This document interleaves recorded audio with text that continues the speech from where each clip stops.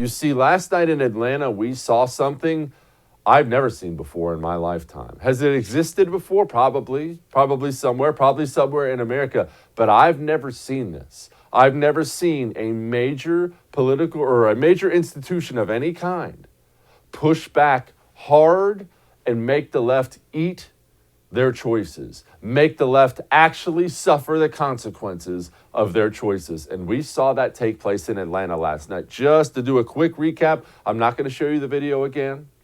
They pulled over a guy who was so drunk he was passed out in the Wendy's drive-thru.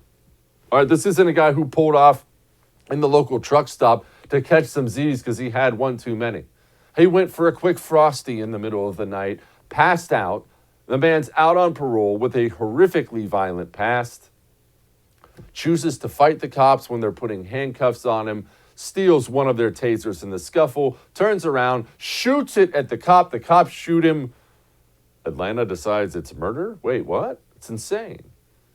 Decide it's death penalty murder. The cop who did the shooting is facing 11 felony counts, including the death penalty. Finally, by the grace of God, we found out there is a line that even the leftist insane people cannot cross, because last night, all across Atlanta, in more than one zone, the cops didn't show up for work. And I mean, did not show up for work. Oh, don't get me wrong. They did the smart thing. You can't call and say, I'm not showing up because I'm protesting, because that'll, of course, get you fired. The cops went, oh, man, guess I'm sick. I won't be in tonight. One zone, zone 6, they had the police scanners checking out zone 6 all night. Dead silent. I've been told at one point in time there were 120 calls pending. Dead silent. Cops called out. They started calling cops from other zones to come visit the zones where the cops didn't show up for work, and the other zones said, nah, unless there's an officer down, I don't think I'll be joining you. Thanks. You know what? Think I'm sick too. That is powerful. I hope they do it again tonight. I hope nobody shows up tonight. I hope nobody shows up tomorrow. I hope nobody shows up in New York City the next night. I hope this starts to sweep the nation. And it's not that I hope people are stripped of police protection. One, I hope people are made to pay for their anti-cop rhetoric. And two, I hope this display of guts actually is contagious as I hope it can be. You see, all we've been hungering for now, for, let's be honest, it's more than just all this cop stuff. For a few months, what this country has been hungering for is leadership.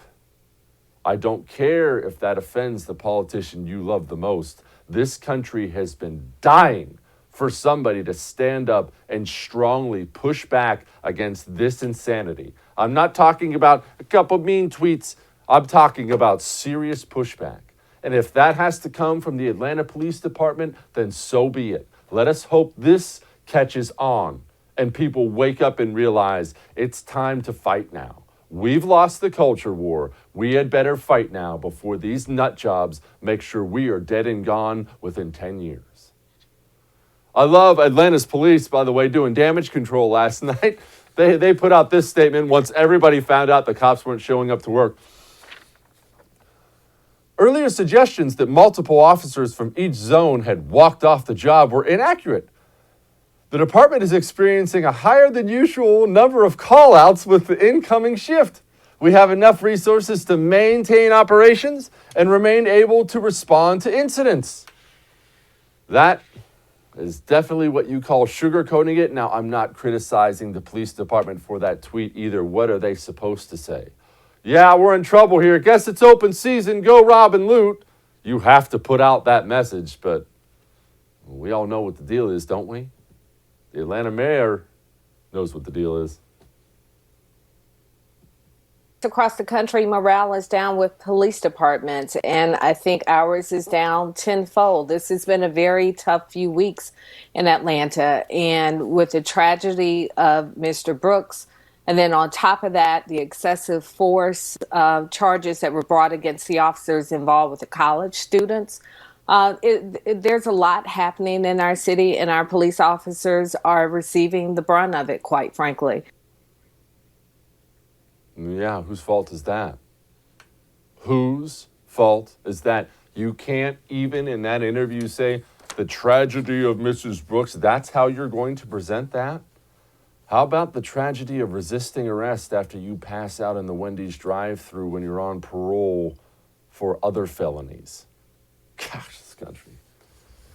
The Atlanta mayor, though, says the cops have an obligation. Meanwhile, we have communities that we still need to protect. And it's my hope in the same way that I kept my word to our officers when it came to that historic pay raise, they'll keep their word to the people of Atlanta. Man, is that shallow. Don't forget, hey, we gave you extra money. Let me tell you something, Miss Mayor.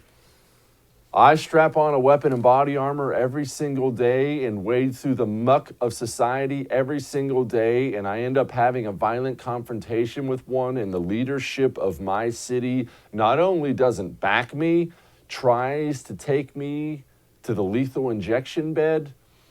Yeah, you can take your pay raise and shove it. Hey, thanks so much for watching The First on YouTube. If you liked what you saw, go ahead and like and subscribe. You heard me. Like it, subscribe. You'll get a lot more of it and a lot more of me.